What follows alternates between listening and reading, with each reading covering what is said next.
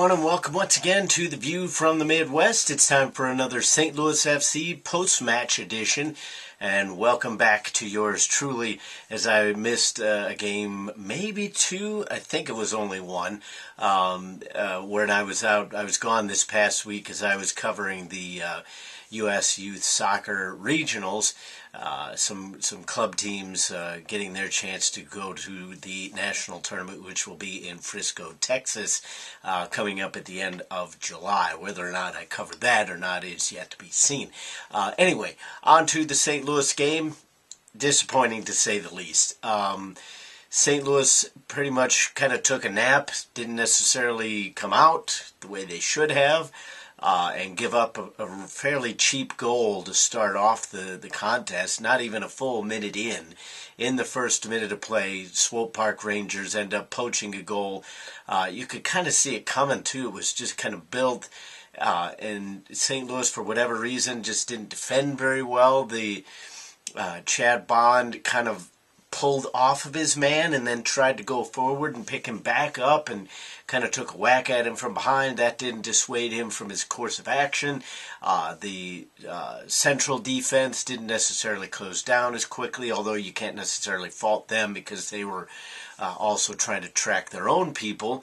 Ryan Thompson made a good save on the initial chance, but unfortunately for him, the only place that the rebound went was right to one of their players, and there was basically nothing anybody could do from there.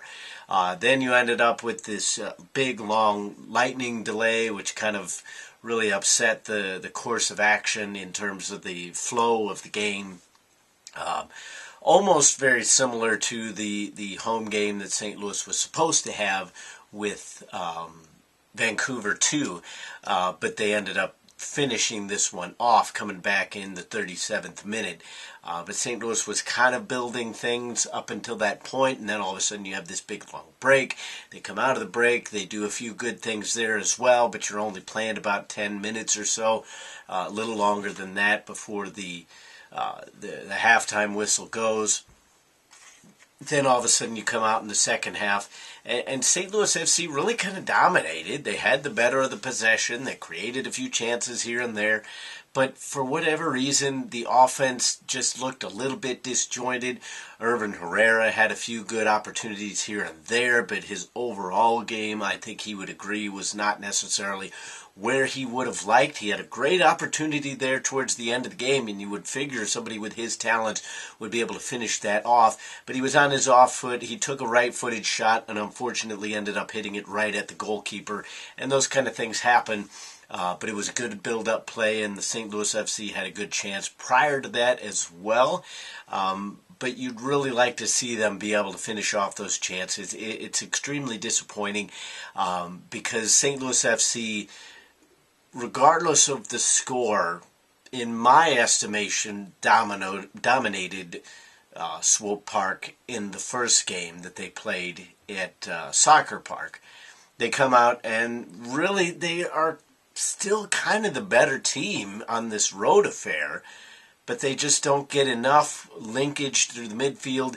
There were a lot of bad passes going on, especially from the center defenders. A.J. Cochran just had a terrible game, not necessarily in terms of defending, but his passes were just, I don't know if it was the field conditions. You can't say that it was only the field conditions, but when you play your games at home on a turf field and then all of a sudden are forced to go to grass, that can make kind of a difference. But at least on television, the field, although it was raining the entire game and it had apparently been raining throughout the day, it held up extremely well. You didn't see turf flying up left and right, so you have to give credit to the grounds crew for that. But even Sam Fink a couple times, but Cochran really was kind of the main offender. Just giveaways right in the center of the field where it should have been an easy pass, and instead you just kind of mishit it and it goes right to one of their players. We saw that throughout the game from some of the other players as well. It was just kind of a sloppy game overall for St. Louis FC, and I still don't really get what happened there. Perhaps the people who were actually at the game, because that was one of the few positives for St. Louis FC, was there was a reasonably large contingent of Luligans sitting right behind the St. Louis bench, so they represented the city very well. but maybe they know what happened, because St. Louis FC got a free kick. They center it in. It's headed wide of the goal or over the goal. I can't necessarily remember that, but there was some degree of contention as to whether it might have been deflected, so maybe a corner kick, but all of a sudden everybody goes nuts. It's like, what happened?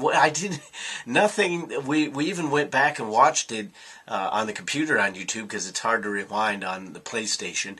But we went back and watched it, and I don't understand what really went down that caused that much furor by both the players and by Coach Schilly, because they were pretty much laying into the official at the halftime break, and I just don't understand what happened that caused that much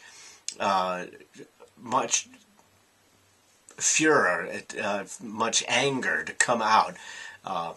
But back to the game at hand. Disappointing. St. Louis FC now stuck on 22 points. Swope Park has jumped up now to 20 points, so they're only 2 points behind.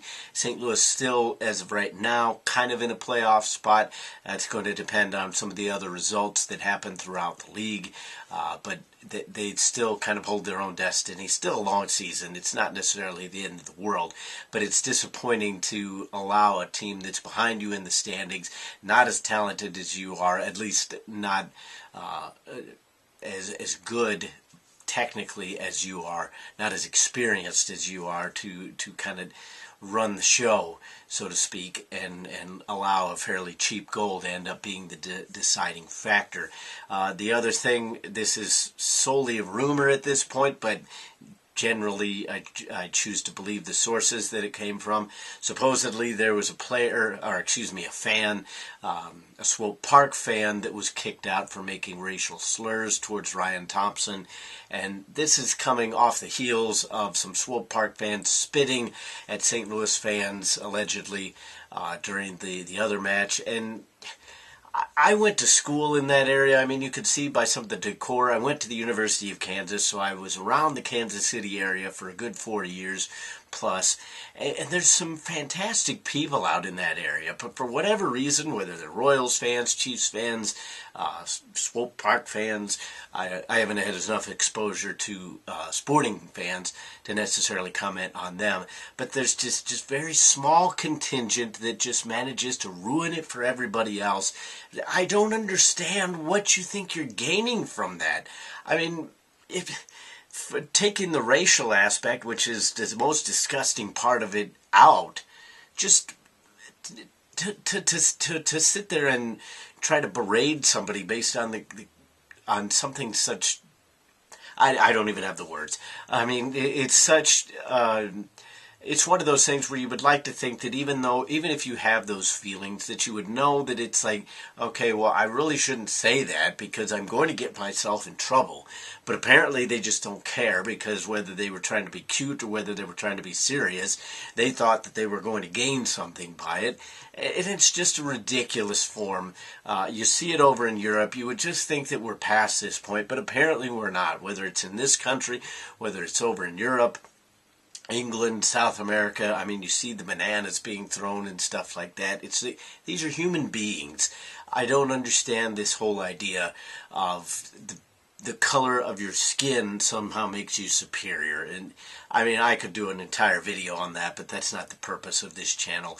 But it's just a very disappointing situation that anything like that might have happened, regardless of who you're rooting for. So hopefully those people are admonished. They were supposedly kicked out of the stadium. Hopefully they're kicked out for life for something that egregious.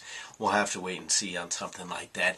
St. Louis FC has to rebuild themselves a little bit here, build the confidence back up. They had a good win while I was on the road. I come back, they don't do so well, and it just goes to show that this team is still not quite where we would like them to be. They're still a little bit up and down, and unfortunately that's probably going to be the way that the season ends up panning out. But if they could make the playoffs, at least they would give us something to really kind of build our hopes for. They had a good season to open up. You make the playoffs in your second season, then you're at least making progress. And as fans, that's basically what we want to see. That is the view from the Midwest. St. Louis FC post-match edition. They lose 1-0 to the Swope Park Rangers in a disappointing fashion, but there's plenty of games left in the season. Until the next time, though, I'll see you then.